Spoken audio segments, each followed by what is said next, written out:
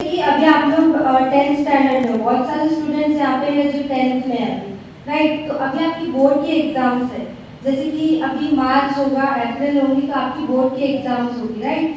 तो किस किस ने टारगेट सेटअप किया है, मुझे सबसे पहले तो मुझे जानना है कि किस किस को इस बार टॉप में आना है, मेरिट में आना है। 95 प्लस किस किस को लाना है, अपना हैंड रेज कीजिए।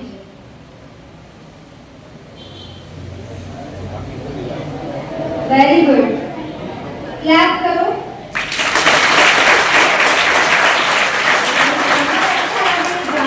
आपने अपना टारगेट पहले ही सेटअप करके रखा है, क्योंकि बहुत सारे स्टूडेंट्स ऐसे होते हैं जो अपना टारगेट ही सेटअप नहीं करके रखते, तो फिर वो मेरिट में कैसे आएंगे। जो हम देखते हैं कि टॉपर्स हैं, जिनको अच्छे परसेंटेज आए हैं, तो उन्होंने क्या किया होगा, अपना गोल जो है वो पहले से ही सेटअप किया होगा, राइट। तो हमें अपना गोल जो है पहले से ही सेटअप करके रखना चाहिए।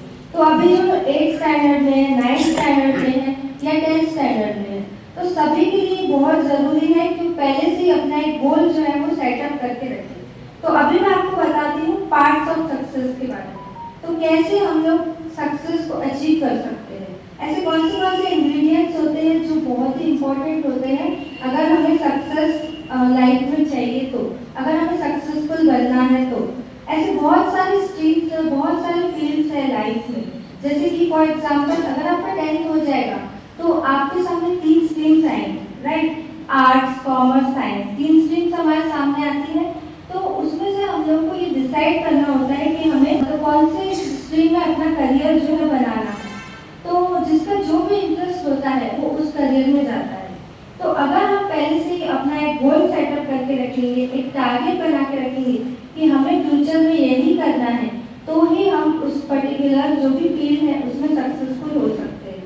तो किसी ने सोचा है कि फ्यूचर में क्या बनना है, गोल डिसाइड करके रखा है किसी ने फ्यूचर में बनने के लिए।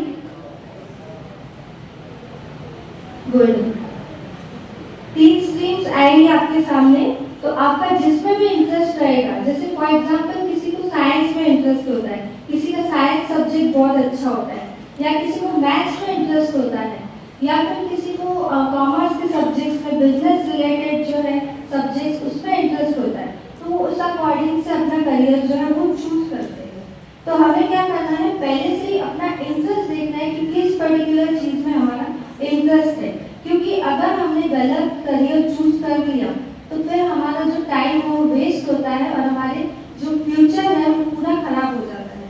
तो इसीलिए हमें 8th स्टैंडर्ड से ही अपनी प्लानिंग स्टार्ट कर देनी चाहिए कि हमें कौन सा करियर चूज करना है, हमें किस चीज में इंटरेस्ट है।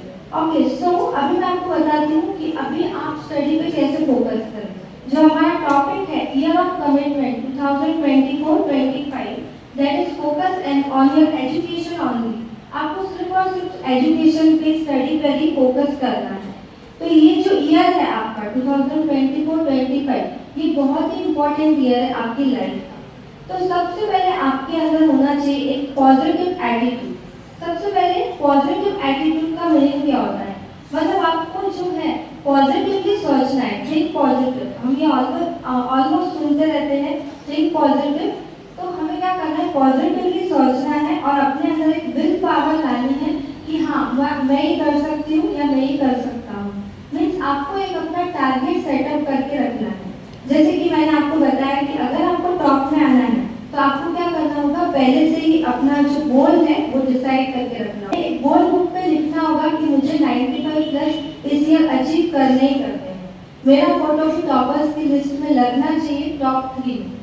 ओके, सो नेक्स्ट आता है टाइम मैनेजमेंट। तो टाइम मैनेजमेंट एक बहुत ही इंपॉर्टेंट टॉपिक है। तो सबसे पहले हमें किस चीज़ पे फोकस करना है, हमें सबसे पहले स्टडी पर ही फोकस करना है। तो उसके लिए हमें क्या करना होगा, एक टाइम टेबल